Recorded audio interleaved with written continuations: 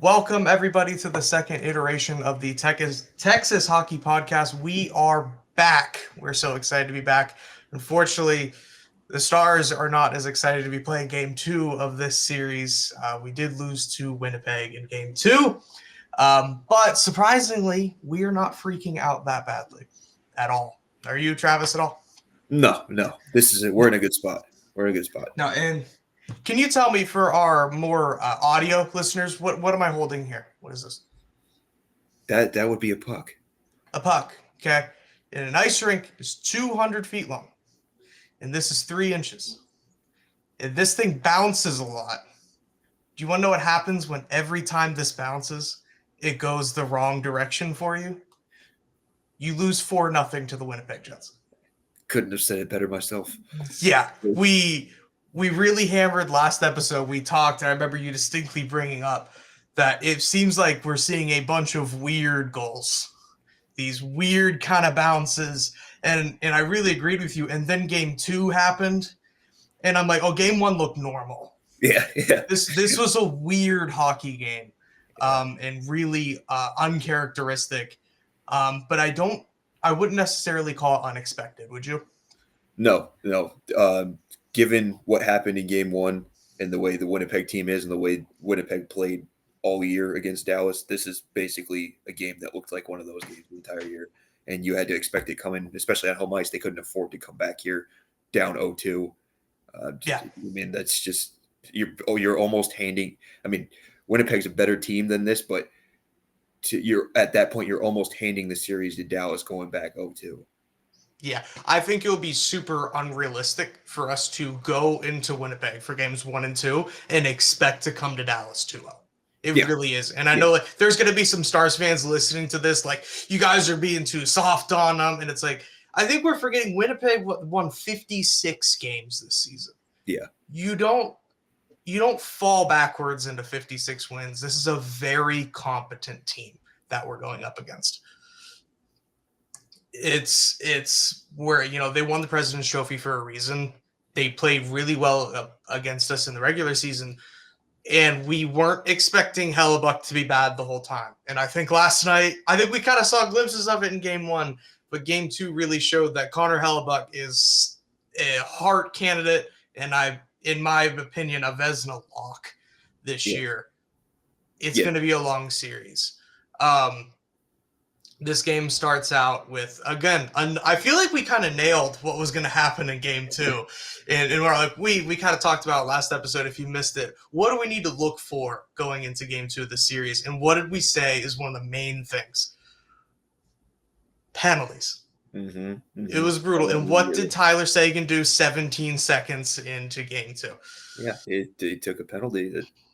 I believe, and not just the one that ended up with a power play goal? Is that it? Yeah, double minor, 17 seconds. Double minor, yeah. I thought the Stars actually did a pretty good job of killing it throughout the majority of it. Winnipeg's power play does look dangerous. There's a lot of talent on that power play. Winnipeg did get their healthy roster back for this game as well. Yeah. It's an important thing to remember. We almost got through it. It was the last minute of the 4 weird kind of bounce off the post and then thrown into the net. Otter had no chance at all. Yeah. And I think I'm glad you touched on that health thing, because Josh Morrissey made a huge difference on that power play being in that line. Yes. We saw a broken version of it in Game 1. Yeah. So congratulations. We're now seeing what the Jets look like. And what we learned last night is the Jets are going to be a difficult series to get through, no matter what. We played a great Game 1. We relied a little bit too much on Rantanen, as much as we are both very much loving Mikko Rantanen right now. We need a little bit more than just him scoring. That's another thing. That too. Yeah. We were wrong. Mikko Rantanen did not score a hat trick. Let down. We said we needed more than just Rantanen to do stuff. And that's clear. Yeah. Very clear. Yeah.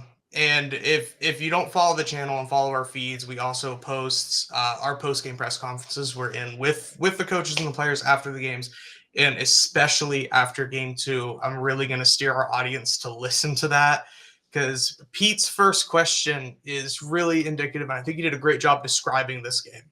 Mm-hmm. Our first goal against was self-inflicted by a penalty that we know is a problem. All the players in the press conference talked about they know it's a problem. They need to get better. The second goal, Essa Lindell skate scored in just the weirdest skate bounce I've seen in a while. It's 2 goals I wouldn't necessarily blame the Stars for. Yeah.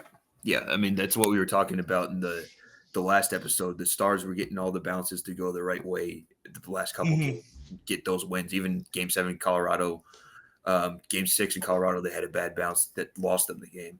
So, it's the way, like I said the last episode, the way the puck bounces is a huge key in the playoffs. I mean, they had the one area, the scramble in front of the net where the puck didn't end up in front of the net, that the puck usually the past couple games for the Stars has been going in the net. This time, Winnipeg defender found it before it could go into the net and brushed it away from the side of the goal with a wide open net. I believe that was in the second period when Pete mentioned in his post-game press conference that he was happy with how they played in the second period. He thought that that's the way they needed to play, but unfortunately they only played that way for one period and not the rest of the game. Yeah. No, and you touched on, you hit a few posts. You hit a crossbar, you hit a post in the second period. It's, one of those goes in, momentum shifts. It's now a 2-1 game instead of 2-0. And maybe that third goal by the Jets maybe doesn't happen. We're talking an entirely different game. I think we freaked out a little bit in Game 4 against Colorado when it was 4-0, because we were a little scared of Colorado. I was scared of Colorado going into that series.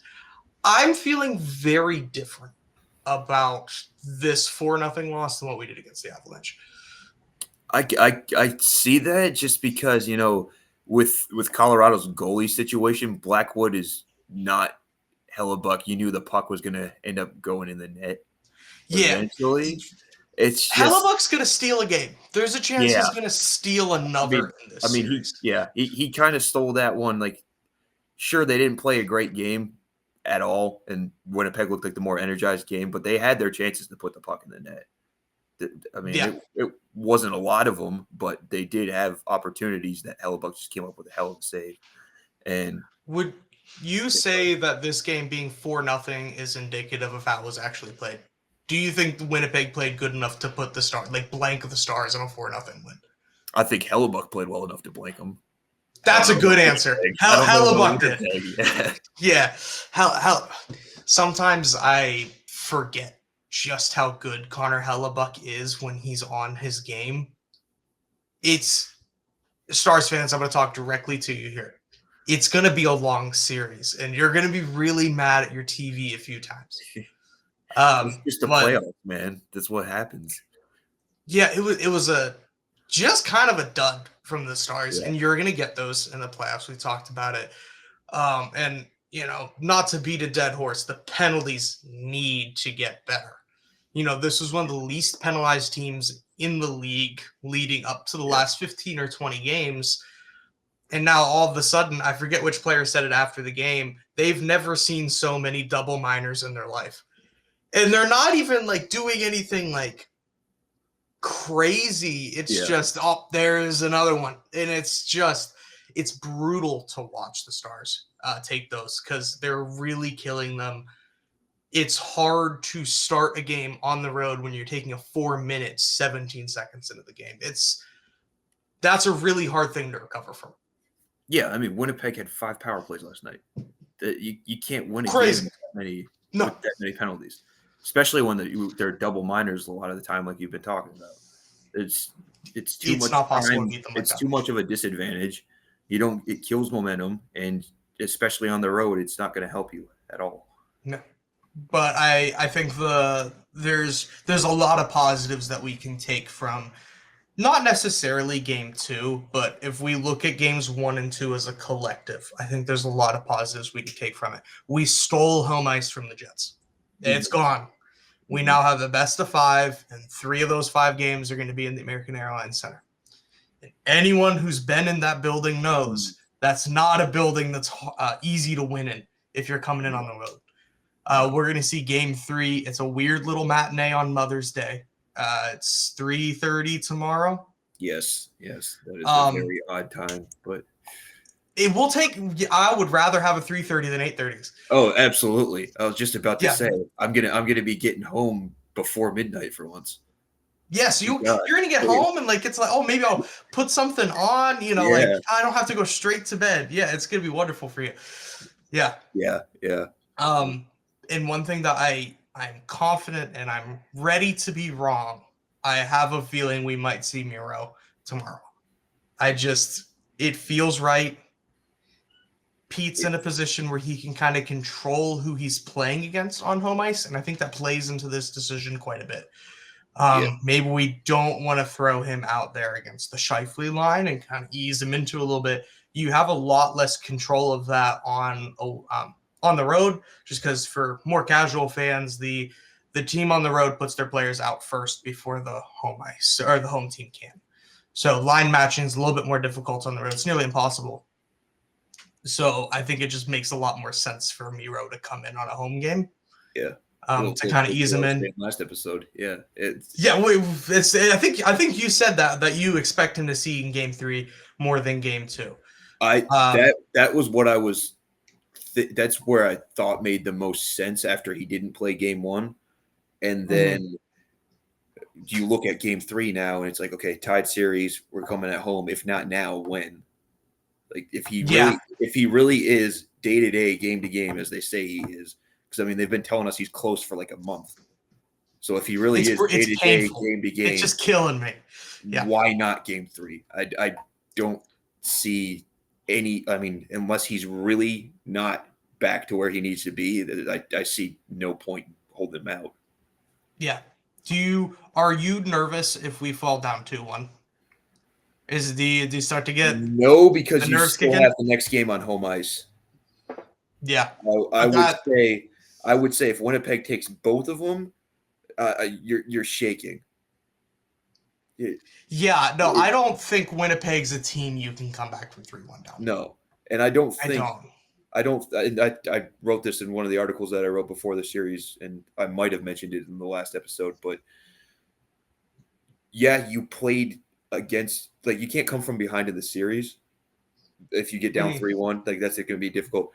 You also can't be playing behind in every game. Like, you came back in Game 1 from an early deficit. Yeah. You came back in a lot of games from Colorado in those deficits, but that's not how you make a playoff run. You need to actually. They really do struggle getting the first goal. Longer. Yeah, I thought they said they got scored on first like 8 of the last 9 games. Which is crazy. It's not. It's not sustainable for a championship format. Yeah, and I think another real big talking point that we're going to see going into Game 3 and beyond is the Stars' strength going into these playoffs, and what I thought was going to take them deep if they do make a run is depth. Yeah. Where did it go? Because it's now 12 straight goals in a shutout that Mikko Rantanen has either assisted or scored, and that's great. We are all about Mikko Rantanen and his crazy success that he's seeing right now. But where is the other Sagan scoring? I think Johnston, I think I mentioned it last episode, has had a bit of a quieter playoff, which is crazy because I still think he's been crazy for a 21-year-old. We're asking so much of that kid. Yeah. But it's just Jamie's not putting the puck in the net the way that – I mean, we're not asking him to score at the rate he used to in his prime. Right. But it's the playoffs. We expect Jamie to bang one in. Yeah. You know, he's got more help now too. Like in his prime, he didn't have the help. He was the help. He was the guy. He was the star. There wasn't anybody. There might have been 1 or 2 guys, but there wasn't anybody. You know, there wasn't a Rantanen, there wasn't a Duchesne, there wasn't Marshall. Like there was nowhere near this kind of depth on that kind of team. And to your point, I was watching the game with one of my friends last night, and I kept telling him, you need more from basically everybody on the roster. Like I'm going through naming individual guys, and I'm quickly realizing, hey, that's everybody that we have. Like, you can't do anything when you're relying on one guy. That's what made them so good. Is I don't think the Stars do 1 through 4 lines at all. Line 1, line 2, line 3 does not apply to the Dallas Stars. They have 3 top 6 forward lines. basically, and then a really Yes, good 4 line. So I they think you shouldn't could be put having these kinds of problems.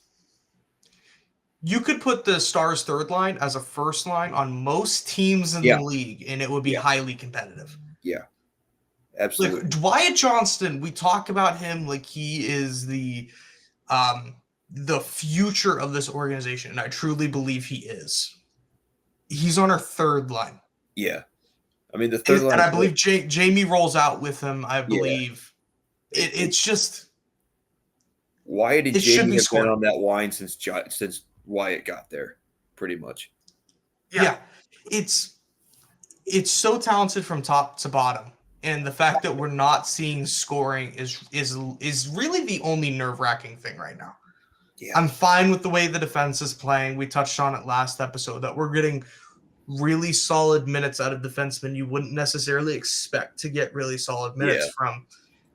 The forward core should be this team's strength, and they've really just fallen off a bit in the back half of the Colorado series. I think they struggled all around one. But if we're going to look at one thing that's going to really fizzle this run out, and I really think the Stars do have some magic, it's the lack of depth scoring. It's scary for them. which I mean, like we were saying, you look at this roster, you don't think that's going to be an issue, and then you come to the games, you show up, you're watching the games, and like and again, it's not like they're not getting chances. I mean, they're just not putting them in the net right now. And the finish sucks. There's no other way to put it. Yeah, It's Macau Granlund can't seem to buy one at the moment. Robertson had a really good chance at the end of the first period, I believe yes, it was, where it's he like did. as time Yes, he expired, maybe if he's a little more warmed up and in the groove of things, maybe he's able to locate that puck a little bit better. Yeah. Even though it was a great opportunity. Yeah. But it's just the floodgates might open though. Well, they tend to do that. Like they've tended to have some games this year where it's like 4 in a row of like 4 or 5+ goals, and then all of a sudden they're shut out, and then they can't get going for 2 or 3 games, and then they go on another run of 5 goals per night. Mm-hmm. So it's a little bit predictable, but it's also infuriatingly unpredictable at the same time. Yes, we have a very good idea of what the Stars look like most nights, and it's this high-flying, we're just going to outscore a lot of our issues kind of team, but every once in a while it just kind of like dies a little bit, and those games the Stars are not fun to watch when they're not scoring goals. I expect those floodgates to open, though, at some point. It's home ice, if you get Miro back, that's the time. If they drop 6 goals tomorrow, I'm not going to be surprised. Yeah. I mean, and if they get the first goal, that place is going to be crazy. And if they get the first goal, I'm going to say they probably win. Yeah, dude, look what happened. It was Game 5 when Johnston scores 9 seconds in. They controlled the rest of that game completely. Yeah, that building had the constant same vibe the entire game. Beautiful. Never tried. Yeah. If they can get an early goal tomorrow, and I really think that's stay out of the box. I think I'm going to keep as my number 1 going into tomorrow. Stay out of the box and get an early goal. Yeah. Because, man, you can ride the momentum of that arena the rest of the way through. Just stay out of the box. You'll be fine.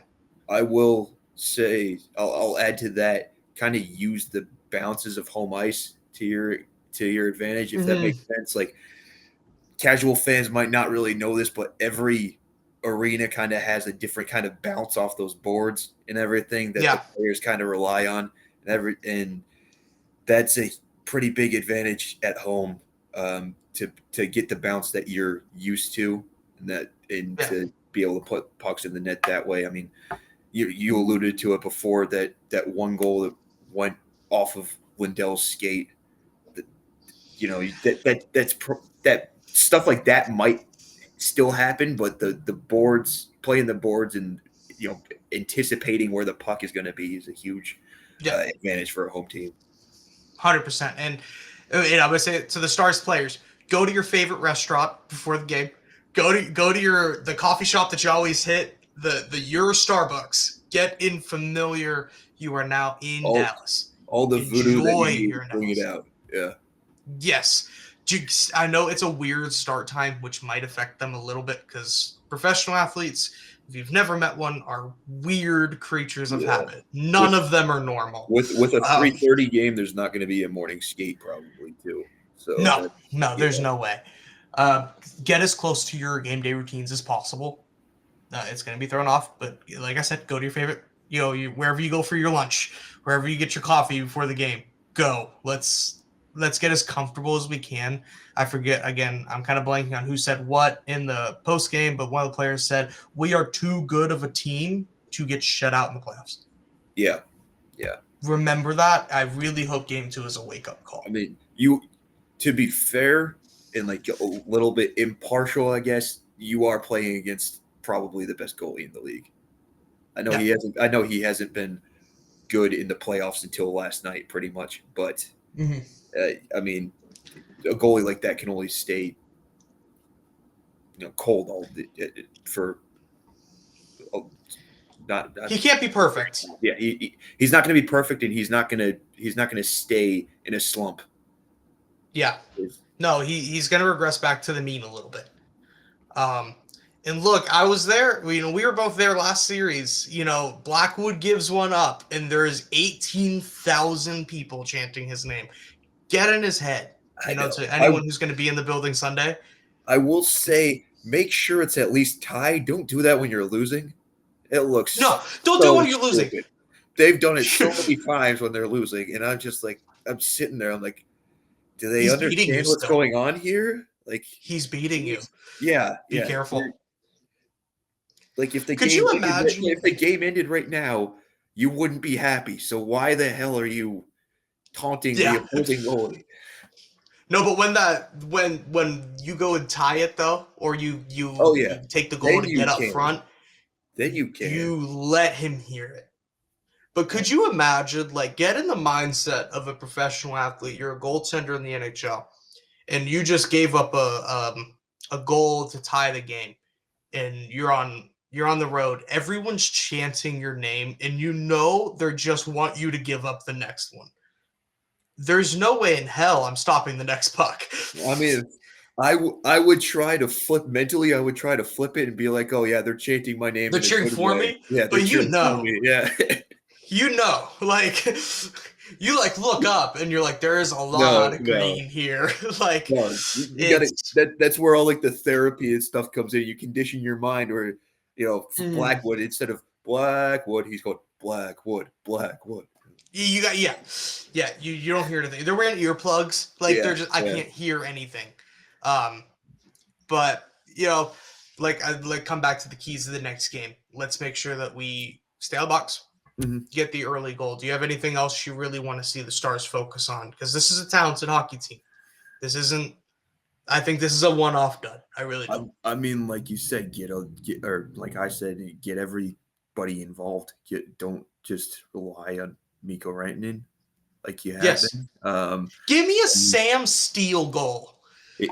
I don't know. That's the name that's jumping out. He came close a couple times last night. That Winnipeg was that's another thing. Winnipeg was controlling the puck last night very well, not giving the Stars much to work with at all. And every time they got in on the net, the puck was just poked away. Like what I was about to say about Sam Steele. He had a couple chances and the puck just got poked right off his stick. You know who's a guy that I would totally expect to step up to break kind of like a depth slump like this? Evgeny Dodonov. Oh, yeah. Feels like the type of guy that's going to come out and pot one. You can plug him on any of those lines, and he's going to play well. It's just – and he's done that the entire time he's been with Dallas. And it's – so – Such a good trade. Yeah. Such a good trade. It doesn't really depend who he's – that's the nice thing. It doesn't depend who he's playing with. He's going to be consistent, and he can be that surprise scoring threat, even though he's not a big offensive production forward. He can be that surprise guy just randomly at any time. Were you at the Pittsburgh game late in the year? The one that they lost? That one? Yes. Yeah, yes, I was. Yes. Yeah. So I had a ticket to that one again. And it was so cool because it was dueling hat tricks, which is such a rare thing in hockey. Oh yeah, It's like Sidney Crosby, best player of the last 25 years without a doubt. And who is he dueling with? Evgeny Dadonov. Yeah. Like he's just that kind of player. That's just, and when he scores, I think it's really funny that I see with him. I love that we're going out to Dadonov rant. He's one of my favorite stars. I love that guy. It's like the puck goes in the net, and you're like, "Who got it? Oh, it was him again." Like it feels like that's how he scores. He's getting some like not the pure clean goal, but like these kind of dirty, kind of gritty goals. Which is what they need. Those are. Well, I mean, that's what they got in game one. Describe that? You described it as a playoff goal. Yeah. They're hard to come by. Bang it in. Yeah. These dirty goals, they're not all going to be flashy. No. As much as we love the flashy ones. And there's been some pretty ones. Yeah. Well, I mean, last night, I know you didn't get to see as much of the game as you wanted to, but they showed, I can't remember if it was at intermission or after the game, but they showed like a whole compilation of just every series, all the goals that went off of people's knees and stuff. And it was incredible. There's been a lot this playoffs. So many of them. I'm like, yeah. Well, I guess when they say playoff goal, they're right, because that's exactly what it is. No, and that's a great way to transition into kind of what's going on around the league at the moment. I don't know if you caught the Leafs losing in overtime last night. Brad Marchand just kind of like throws a puck at the net and just kind of tumbles nice and gently through the wind. And Joseph Wall, who's in net due to the Stallars situation, which if we start talking about that on the pod, you're going to get a 45-minute rant out of me about Sam Bennett. So we're going to gloss over that pretty quickly. The timer now, then. No. Yeah. It just weird bounces are kind of the story for a lot of these teams right now. Yeah. And to win the Stanley Cup, you need 16 playoff wins, as we all know. You're going to need a lot of these weird goals to go in. Yeah. Winnipeg got 3 last night. I expect the Stars are going to get some more. Hopefully by everybody in the lineup, not just Mikko Rantanen. But try to think of what other games have happened since last time we recorded. Washington tied up their series with Carolina. They split the games in Washington. That series is now tied 1-1. And then Edmonton has taken a commanding 2-0 series lead over the Oilers. Over the Golden Knights, sorry. Yeah. In Vegas. Vegas. Yeah, that was surprising. I wasn't really nervous about the Oilers until they took the first 2 in Vegas. And then I'm like, oh, Connor McDavid's doing the thing where he decides he's not losing is what's happening. Yeah. Well, I mean, the offense is good. It's just Kelvin Pickard is suddenly playing like Skinner played last year. Those are 2 goalies that you don't expect to be excelling in the playoffs. Yeah, look at all of the goalies across the NHL right now that are still in the playoffs, and it's a really good list of names. The worst group. Yes, it's like they just have 2 dudes at this point, and I'm not trying to disrespect Pickard or Skinner, but it's like, those aren't Stanley Cup winning goalies. If you're Winnipeg and Dallas and you're seeing what's going on in that series, you're thinking, okay, I like where this is going. Yeah, because I kind of want you will have to face McDavid and Draisaitl and all those guys, but you're going to get your goals against that team because, like we've said with Hellebuyck, it's got to go back to the mean at some point. Yeah. If we see a Dallas-Edmonton Western Conference final again, we might see like an 8-7 game. Yeah. Because Otter's bound to have a stinker at some point, and the Oilers will have a stinker in net for sure against the roster like Dallas. I mean, it's hard as a goalie. It's hard not to have a stinker against the offenses that are so deep that are left in the Western Conference in general. All 4 of them. Every team is scary. Do it. Yeah. Every team is scary. Out of everybody left, who do you think is your favorite to win right now? Let's go. Who's coming out of the East?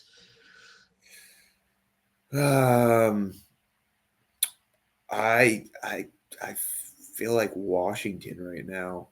Really? No, there. Yeah. So I think I can't see. Florida or Toronto. I can see Florida making it there if they end up winning that series, but Toronto's been playing a really great series there. Yeah. Um, See, I have Toronto because I would expect you to. Yes, my bias is going to come through a little bit. Yes, but if the Red Wings were still in the playoffs, I would have the Red Wings in the final. But I mean, the Red Wings aren't going they're up not good. No, 2-0 on the Panthers. No, I'm saying if my team was in the situation that your team is in, I would be. You'd feel real confident about it too. Be throwing them in there. Yeah, but do you think realistically, inflate my ego a little bit? You think the Leafs got a chance to get out of the East? Yeah, they have a chance. I mean, they have the lead in the second round series right now. They got to hold that lead. I mean, they're playing the defensive. There's mountains of evidence showing that they will blow it. Yeah, exactly. I do not feel confident about a Leafs win until the buzzer goes off. They can get by 5 in the last 5 minutes. And that is why I can't conceivably, in my mind, pick them to win the East, because I've seen this too many times before. Yeah, I know. It hurts every year. This one's going to hurt especially badly because I'm trying not to get emotionally invested into what's going on over there. But I'd be lying if I said I'm not feeling flutters in my chest when I'm like, ooh, 2-0 lead on the Panthers. Things are different this year. They really are over there. Out of the West, who's your try your best to put some bias aside. You're gonna do this to me. Yeah. Man, I really want to say it, but I can't because of the inconsistency. So I'm gonna I want to be able to go with Dallas, but it's been inconsistent. So I do think though that the winner of this series is the one that goes. You think so? You don't think it's Edmonton or Vegas? I think Vegas has the better option of those two, but I think that the winner of this series is the one that goes to the Cup final. Yeah, if Edmonton just had a goalie that could stop a beach ball, I feel like we'd all just be like, "This is the Oilers' run, and this is their year." Yeah. And they're just, it's hard. I feel like everything else about them I want to pick. I don't know if I trust Pickard going through another 2.5 rounds. Yeah. It's just going to get harder, and the fatigue and those little muscle tweaks are really going to start catching up more and more and more. And it's almost like the Stanley Cup's hard to win. No, oh, really? It's really hard to win. Championship in pro sports is hard to win. No kidding. Yes, and it's the hardest. And anyone who tells me otherwise is wrong. Right. And I will argue that till the grave. There's one more bit of NHL news that I kind of want to touch on before we wrap up. A little bit of a shorter episode than last time. The Utah Hockey Club are no more. We have a name. What do you think? Are we digging the mammoth? I like it. I like the uniforms that they put out there. I like the logo. Utah Mammoth to me doesn't quite roll as much as the Utah Yetis would have or whatever, but I like Utah Sting. I hadn't heard that one. The one I was hung up on the Yetis one because I liked again the logo was pretty cool. I saw they had one a Yeti skating with a hockey stick. That's kind of interesting. It adds up. But wasn't there a story with a copyright issue? Yes, that's why they couldn't. And that it was gonna be. That's why they couldn't go with that one. Yes. So it's interesting, because I remember with Vegas, you knew Golden Knights pretty much the entire time. Yeah. Seattle, there was a little bit of a contest type of situation and all that. This one, they had it down to probably 4 or 5 that you heard a lot about. Yeah. Mammoth was one. And they had the fan vote. Yeah. There at the end. Mammoth wasn't my favorite. No. Kind of going there was into the voting process. Options. Yeah. But once the branding came out, because we saw that weird leak that whoever runs Utah's YouTube channel accidentally put Mammoth out about a week ago. And I was like, I don't like that one. I feel like there's better options. But then the branding came out. They And nailed the it. one thing that I'm stuck on is in the back of the logo, like the shape of Utah is like hidden in the mountain range in the back. Oh, I never noticed that. Yeah. Gorgeous graphic design. Like go on, everybody listening, and you should as well, go on the NHL's post. And they posted all the little hidden things inside their logo. I like the thing. Like the tusk makes the U for Utah, and the outline of the state is kind of buried into the mountains that kind of make the back of the mammoth. Because And the colors are gorgeous. yeah, I mean there's other older logos across sports that do that kind of thing, but nobody ever points it out. So you got to like find it. Yeah. Like the Milwaukee Brewers, the glove is an M and a B. That's a very simple one. Or Oh my god, it is. College football. I never really thought about that. Yeah. Oh, really? College football, Washington State, the letters WS and it's either C or U are what make up the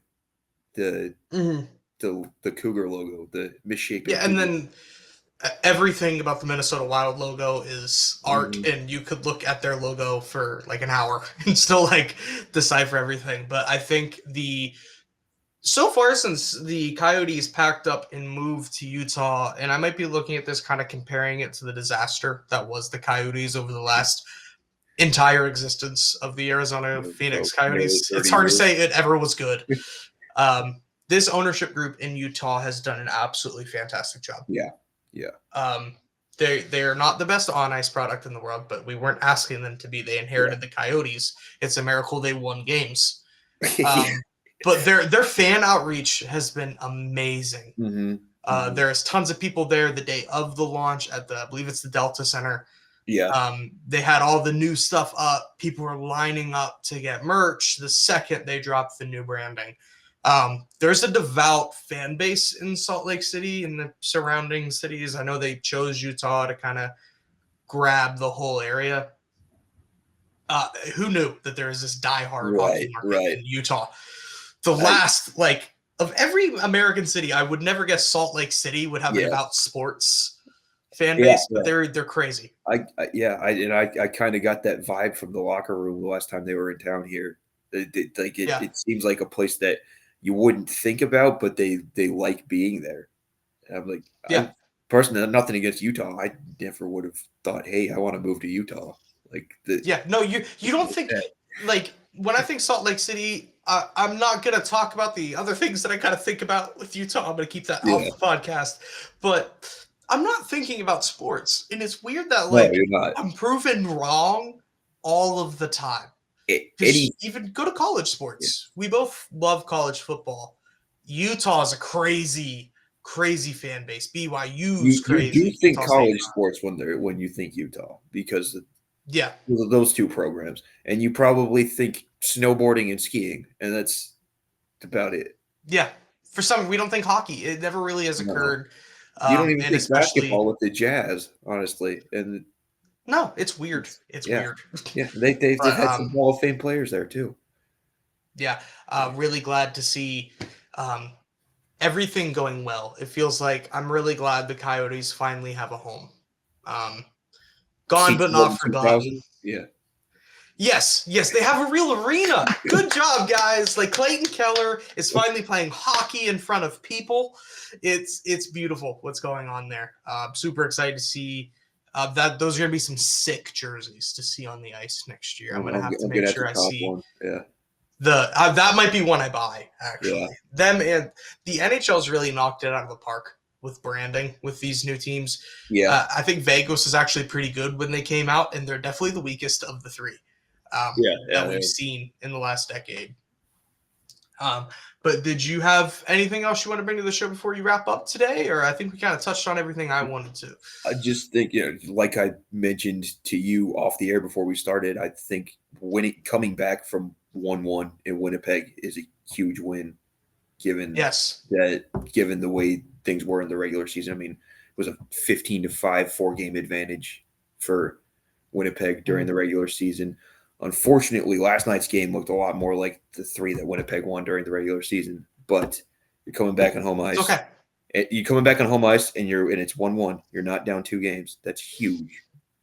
You did not lose 4-0. That's what I think they need to take away. You didn't lose 4-0. you went to Winnipeg and you took a game.